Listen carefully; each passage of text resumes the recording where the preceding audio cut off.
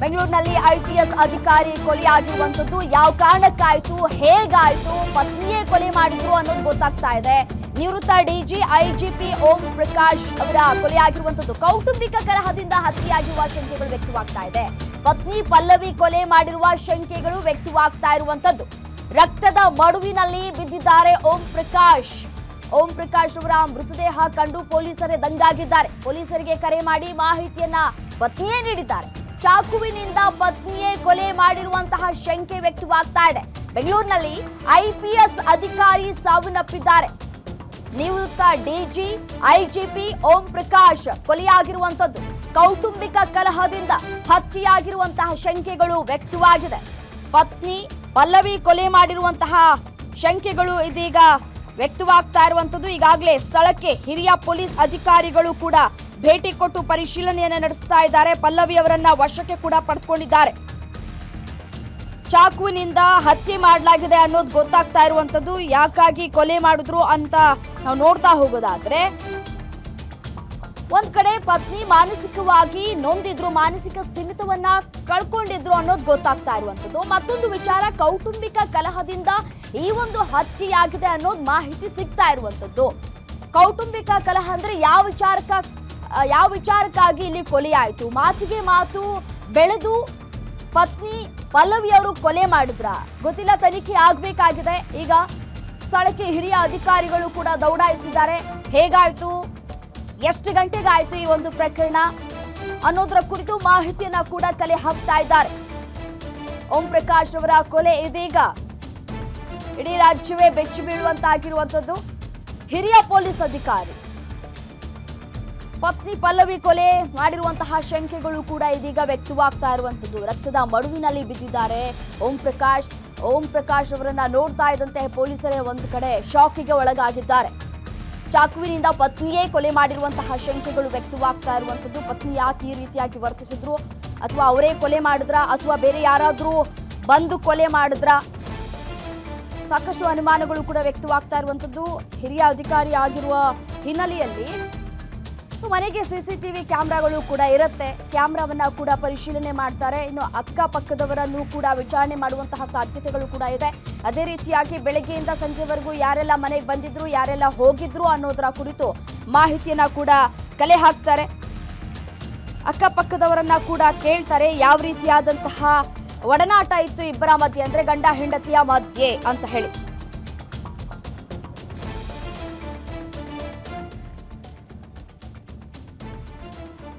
DG IG Om Prakash ರವರ ಕೊಲೆ ಆಗಿರುವಂತಹ ಹಿನ್ನೆಲೆಯಲ್ಲಿ ಸಾಕಷ್ಟು ಅನುಮಾನಗಳು ಕೂಡ ಇಲ್ಲಿ ವ್ಯಕ್ತವಾಗ್ತಾ ಇರುವಂತದ್ದು. ಹೇಗ್ ಕೊಲೆ ಆಯ್ತು, ಯಾಕೆ ಕೊಲೆ ಮಾಡಿದ್ರು, ಹಲವು ಅನುಮಾನಗಳು ಕೂಡ ಇದೀಗ ವ್ಯಕ್ತವಾಗ್ತಾ ಇರುವಂತದ್ದು.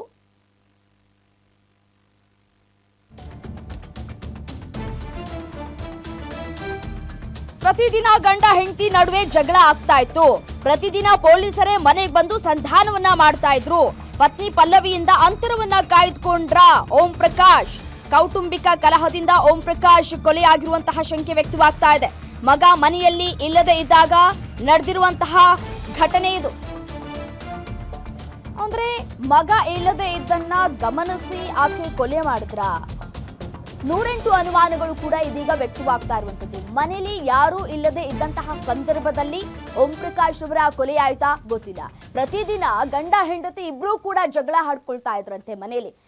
ಸಣ್ಣ ಪುಟ್ಟ ವಿಚಾರಕ್ಕೂ ಕೂಡ ಓಂ ಪ್ರಕಾಶ್ ಮತ್ತೆ ಅವರ ಪತ್ನಿ ಪಲ್ಲವಿ ಅವರ ನಡುವೆ ಗಲಾಟೆಗಳಾಗ್ತಾ ಇತ್ತು, ಕಿರಿಕುಗಳಾಗ್ತಾ ಇತ್ತು ಅನ್ನೋದು ಗೊತ್ತಾಗ್ತಾ ಇದೆ. ಸದ್ಯಕ್ಕೆ ಪೊಲೀಸ್ ಅಧಿಕಾರಿಗಳೇ ಅವರ ಮನೆಗೆ ಹೋಗಿ ರಾಜಿ ಸಂಧಾನವನ್ನ ಮಾಡಿ ಬರ್ತಾ ಇದ್ರಂತೆ. ಪ್ರತಿದಿನ ಇದೇ ಗೋಳು ಅನ್ನೋದು ಗೊತ್ತಾಗ್ತಾ ಇರುವಂತದ್ದು. ಸೊ ಹಾಗಾಗಿ ಇಬ್ಬರ ನಡುವೆ ಜಗಳ ಆಗಿ ಆ ಜಗಳ ವಿಕೋಪಕ್ಕೆ ತಿರುಗಿ ಈ ಕೊಲೆ ಆಯ್ತಾ ಗೊತ್ತಿಲ್ಲ, ತನಿಖೆ ಆಗ್ಬೇಕಾಗಿದೆ. ಮನೆಯಲ್ಲಿ ಯಾರು ಇರ್ಲಿಲ್ಲ ಅನ್ನೋದು ಕೂಡ ಗೊತ್ತಾಗ್ತಾ ಇರುವಂತದ್ದು. ಒಂದ್ ಕಡೆ ಅಂತರ ಕಾಯ್ದುಕೊಂಡಿದ್ರು ಪತ್ನಿ ಪಲ್ಲವಿ ಅವರ ಜೊತೆ ಅನ್ನುವಂತಹ ವಿಚಾರಗಳು ಕೂಡ ಗೊತ್ತಾಗ್ತಾ ಇರುವಂತದ್ದು. ಸೊ ಹಾಗಾಗಿ ಈ ಕೊಲೆ ಆಯ್ತಾ, ಕೌಟುಂಬಿಕ ಕಲಹದಿಂದಲೇ ಈ ಕೊಲೆ ಆಗಿದೆ ಅಂತ ಹೇಳಿ ಮೇಲ್ನೋಟಕ್ಕೆ ಗೊತ್ತಾಗ್ತಾ ಇರುವಂತದ್ದು. ಶಂಕೆಗಳು ವ್ಯಕ್ತವಾಗ್ತಾ ಇರುವಂತದ್ದು. ಯಾವ ವಿಚಾರಕ್ಕೆ ಗಲಾಟೆ ಆಗ್ತಾ ಇತ್ತು, ಪೊಲೀಸ್ ಅಧಿಕಾರಿಗಳು ಮನೆಗೆ ಹೋದಂತಹ ಸಂದರ್ಭದಲ್ಲಿ ಯಾವ ರೀತಿಯಾಗಿ ರಾಜಿ ಸಂಧಾನ ಮಾಡಿ ಬರ್ತಾ ಇದ್ರು, ಪ್ರತಿದಿನ ಗಲಾಟೆಗಳಾಗ್ತಾ ಇದ್ರೆ ರೋಸ್ ಹೋಗ್ಬಿಡ್ತಾರೆ, ದಿನ ಸಾಯೋರು ಅಳೋರು ಯಾರು ಅಂತ ಹೇಳಿ ಅಷ್ಟರ ಮಟ್ಟಿಗೆ ರೋಸ್ ಹೋಗ್ಬಿಡ್ತಾರೆ.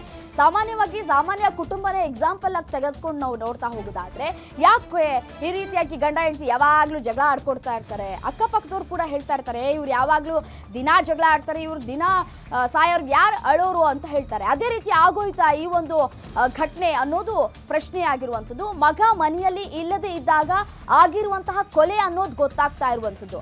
ಕೊಲೆಗೆ ಬಳಸಿರುವಂತಹ ಚಾಕುವನ್ನ ಕೂಡ ಪೊಲೀಸ್ ಅಧಿಕಾರಿಗಳು ತಮ್ಮ ವಶಕ್ಕೆ ಪಡೆದುಕೊಂಡಿದ್ದಾರೆ. ಡಿಜಿ ಐಜಿಪಿ ಓಂ ಪ್ರಕಾಶ್ ಕೊಲೆಯಾಗಿರುವಂತಹ ಹಿನ್ನೆಲೆಯಲ್ಲಿ ಸಾಕಷ್ಟು 108 ಅನುಮಾನಗಳು ಕೂಡ ಇದೀಗ ವ್ಯಕ್ತವಾಗ್ತಾ ಇರುವಂತದ್ದು. ಮೊದಲಿಗೆ ಪತ್ನಿಯ ಜೊತೆ ಜಗಳ ಆಡ್ತಾ ಇದ್ರು ಓಂ ಪ್ರಕಾಶ್ ಅವರು. ಸೊ ಹಾಗಾಗಿ ಪತ್ನಿ ಮೇಲೆಯೇ ಇದೀಗ ಅನುಮಾನಗಳು ವ್ಯಕ್ತವಾಗ್ತಾ ಇರುವಂತದ್ದು. ಪತ್ನಿ ಪಲ್ಲವಿ ಮಾನಸಿಕವಾಗಿ ಸ್ಥಿಮಿತವನ್ನ ಕಳೆದುಕೊಂಡಿದ್ರು, ಅವ್ರಿಗೂ ಕೂಡ ಚಿಕಿತ್ಸೆಯನ್ನ ಕೂಡ ಕೊಡಿಸಲಾಗ್ತಾ ಇತ್ತು ಅನ್ನೋದು ಗೊತ್ತಾಗ್ತಾ ಇರುವಂತದ್ದು. ಸೊ ಹಾಗಾಗಿ ಅವರೇ ಈ ರೀತಿಯಾಗಿ ಜಗಳ ಆಡ್ಕೊಂಡು ಕೊಲೆ ಮಾಡ್ಬಿಟ್ರ. ಈಗಾಗಲೇ ಕತ್ತಿಯನ್ನ ಕೂಡ ವಶಕ್ಕೆ ಪಡೆದುಕೊಂಡಿದ್ದಾರೆ, ಅಂದ್ರೆ ಚಾಕುವನ್ನ ವಶಕ್ಕೆ ಪಡೆದುಕೊಂಡಿದ್ದಾರೆ ಪೊಲೀಸ್ ಅಧಿಕಾರಿಗಳು. ಕೊಲೆಯಾದ ನಂತರ ಪತ್ನಿಯೇ ಪೊಲೀಸ್ ಅಧಿಕಾರಿಗಳಿಗೆ ಕರೆ ಮಾಡಿ ಕೊಲೆಯಾಗಿದೆ ಅಂತ ಹೇಳಿ ಮಾಹಿತಿಯನ್ನ ಕೊಟ್ರಂತೆ. ಸೊ ಹಾಗಾಗಿ ಅನುಮಾನಗಳು ಮೊದಲಿಗೆ ಮೂಡೋದು ಪತ್ನಿಯ ಮೇಲೆ, ಯಾಕಂದ್ರೆ ಯಾವಾಗ್ಲೂ ಜಗಳ ಆಡ್ತಾ ಇದ್ರು ಇಬ್ರು ಕೂಡ. ಸೊ ಪೊಲೀಸ್ ಅಧಿಕಾರಿಗಳೇ ಮನೆಗೆ ತೆರಳಿ ರಾಜ್ಯ ಸಂಧಾನವನ್ನ ಮಾಡ್ತಾ ಇದ್ರು. ಹಾಗಾಗಿ ಮೊದಲು ಅನುಮಾನ ಬರ್ತಾ ಇರೋದು ಇದೀಗ ಪತ್ನಿ ಪಲ್ಲವಿಯ ಮೇಲೆ. ಅದಾದ ನಂತರ ಆಕೆಯನ್ನ ಈಗ ವಿಚಾರಣೆಗೆ ಒಳಪಡಿಸ್ತಾರೆ. ಹೇಗಾಯ್ತು, ಯಾಕೆ ಮಾಡ್ಕೊಂಡ್ರಿ, ಏನ್ ಗಲಾಟೆ ಆಯ್ತು ನಿಮ್ಮಿಬ್ಬರ ಮಧ್ಯೆ, ಯಾವ ವಿಚಾರಕ್ಕೆ ಇಬ್ಬರ ಮಧ್ಯೆ ಗಲಾಟೆ ಆಯ್ತು, ಗಲಾಟೆಯಾಗಿ ಕೊಲೆ ಮಾಡುವ ಹಂತಕ್ಕೆ ಯಾಕೆ ಹೋದ್ರಿ, ಆ ಮನಸ್ಥಿತಿಗೆ ಯಾಕೆ ಬಂದ್ರಿ, ಎಲ್ಲಾ ಪ್ರಶ್ನೆಗಳು ಕೂಡ ಇದೀಗ ಉದ್ಭವ ಆಗ್ತಾ ಇರುವಂತದ್ದು. ತನಿಖೆ ಆಗ್ಬೇಕಾಗಿದೆ. ಯಾಕೆ ಕೊಲೆ ಆಯ್ತು, ಯಾರು ಕೊಲೆ ಮಾಡಿದ್ರು, ಎಷ್ಟು ಗಂಟೆಗೆ ಈ ಕೊಲೆ ಆಯ್ತು, ಕೊಲೆ ಆಗಿದ ತಕ್ಷಣನೇ ಕಾಲ್ ಮಾಡಿದ್ರ ಅಥವಾ ಕೊಲೆ ಆದ ನಂತರ ಅವರನ್ನ ಆಸ್ಪತ್ರೆಗೆ ಕರ್ಕೊಂಡು ಹೋಗುವಂತಹ ಕೆಲಸಗಳಾಯ್ತಾ ಅಥವಾ ಇಲ್ವಾ, ಹೀಗೆ ಸಾಕಷ್ಟು ಅನುಮಾನಗಳು ಕೂಡ ವ್ಯಕ್ತವಾಗ್ತಾ ಇರುವಂತದ್ದು. ಬಟ್ ಆದ್ರೆ ಪೊಲೀಸ್ ಅಧಿಕಾರಿಗಳು ಮನೆಗೆ ಹೋದಂತಹ ಸಂದರ್ಭದಲ್ಲಿ ರಕ್ತದ ಮಡುವಿನಲ್ಲಿ ಬಿದ್ದಿದ್ರು ಓಂ ಪ್ರಕಾಶ್ ಅವರು ಅನ್ನೋದು ಗೊತ್ತಾಗ್ತಾ ಇರುವಂತದ್ದು. ಅವರ ಉಳಿಸುವಂತಹ ಪ್ರಯತ್ನಗಳಾಯ್ತಾ ಗೊತ್ತಿಲ್ಲ. ಇದೆಲ್ಲವೂ ಕೂಡ ಇದೀಗ ಕ್ವಶನ್ ಮಾರ್ಕ್, ಪ್ರಶ್ನೆಯಾಗಿಯೇ ಉಳಿದಿರುವಂತದ್ದು. ಹೊರಗಡೆಯಿಂದ ಯಾರಾದ್ರೂ ಬಂದಿದ್ರ ಮನೆಗೆ, ಬೆಳಗ್ಗೆಯಿಂದ ಸಂಜೆ ತನಕ ಯಾರು ಬಂದಿದ್ರು, ಯಾರು ಹೋಗಿದ್ರು, ಅಥವಾ ಮನೆಯಲ್ಲಿ ಇಬ್ರು ಬೆಳಗ್ಗೆಯಿಂದಲೂ ಕೂಡ ಜಗಳ ಆಡ್ಕೊಂಡಿದ್ರ, ಅಕ್ಕಪಕ್ಕದವ್ರು ಏನಾದ್ರೂ ಜಗಳ ಆಡ್ಕೊಂಡಿದ್ದನ್ನ ಕೇಳಿಸ್ಕೊಂಡ್ರ, ಸೊ ಅವ್ರ ಮನೆ ಯಾವ ರೀತಿಯಾಗಿ ಇದೆ, ಅಕ್ಕಪಕ್ಕದವ್ರಿಗೆ ಅವರು ಜಗಳ ಆಡೋದು ಕೇಳಿಸುತ್ತಾ ಇಲ್ವಾ, ಹೀಗೆ 108 ಅನುಮಾನಗಳು ಕೂಡ ವ್ಯಕ್ತವಾಗ್ತಾ ಇರುವಂತದ್ದು. ಮನೇಲಿ ಮಗ ಇದ್ದಂತಹ ಸಂದರ್ಭದಲ್ಲಿ ಎಲ್ಲವೂ ಕೂಡ ಆರಾಮಾಗಿತ್ತು ಅನ್ನೋದು ಗೊತ್ತಾಗ್ತಾ ಇದೆ. ಮಗ ಹೊರಗಡೆ ಹೋದಂತಹ ಸಂದರ್ಭದಲ್ಲಿ ಈ ಕೊಲೆ ಆಗಿದೆ. ಸೊ ಹೇಗ್ ಸಾಧ್ಯ, ಮಗನ ಮೇಲೂ ಕೂಡ ಅನುಮಾನಗಳು ಬರುವಂತಹ ಸಾಧ್ಯತೆಗಳು ಕೂಡ ಇರತ್ತೆ.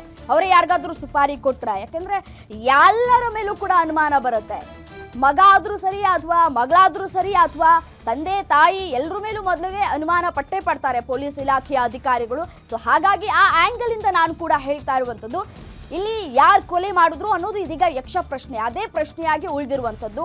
ಕೊಲೆಗೆ ಬಳಸಿರುವಂತಹ ಚಾಕುವನ್ನ ಇದೀಗ ಪೊಲೀಸರು ವಶಕ್ಕೆ ಪಡೆದುಕೊಂಡಿದ್ದಾರೆ.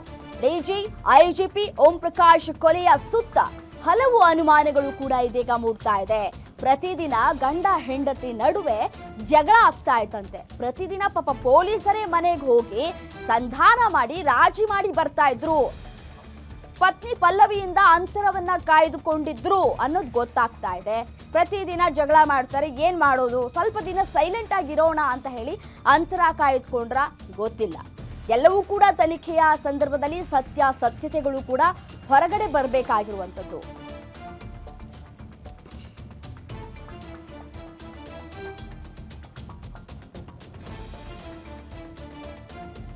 ಬೆಂಗಳೂರಿನಲ್ಲಿ ಮಾಜಿ ಐಪಿಎಸ್ ಅಧಿಕಾರಿ ಬರ್ಬರ ಹತ್ಯೆಯಾಗಿರುವಂತದ್ದು. ನಿವೃತ್ತ DG IGP Om Prakash ಕೊಲೆಯಾಗಿದೆ.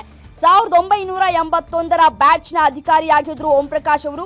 HSR ಲೇಔಟ್ನ ನಿವಾಸದಲ್ಲಿ ವಾಸ ಆಗಿದ್ರು, ಅಲ್ಲಿ ಕೊಲೆ ಆಗಿರುವಂತದ್ದು. 2015ರಲ್ಲಿ ರಾಜ್ಯದ ಡಿಜಿ ಮತ್ತು ಐಜಿಪಿ ಆಗಿದ್ದಂತಹ ಓಂ ಪ್ರಕಾಶ್ ಅವರು ರಾಜ್ಯದ 38ನೇ ಡಿಜಿಪಿ ಆಗಿದ್ರು ಓಂ ಪ್ರಕಾಶ್. ಪತ್ನಿಯೇ ಕೊಲೆ ಮಾಡಿರುವಂತಹ ಶಂಕೆಗಳು ವ್ಯಕ್ತವಾಗ್ತಾ ಇದೆ. ಪತ್ನಿಯನ್ನ ಇದೀಗ ವಶಕ್ಕೆ ಪಡೆದುಕೊಂಡು ತನಿಖೆಯನ್ನ ಮುಂದುವರಿಸಲಾಗ್ತಾ ಇದೆ. ಹಿರಿಯ ಅಧಿಕಾರಿಗಳು ಸ್ಥಳದಲ್ಲೇ ಬೀಡು ಬಿಟ್ಟಿದ್ದಾರೆ.